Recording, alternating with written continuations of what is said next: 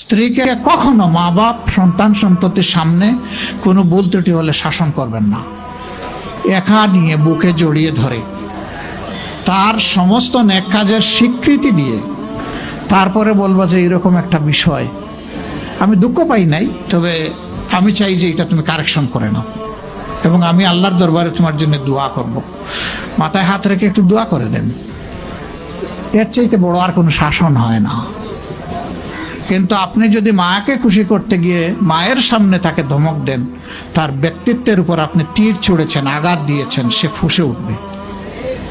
সে বলবে সব উজাড় করে তোমার এই সংসারে দিলাম, আজকে তুমিই না আমাকে এইভাবে বেইজ্জত করলে।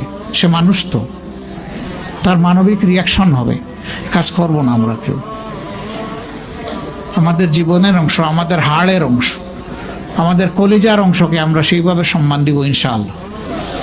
আমরা ভালো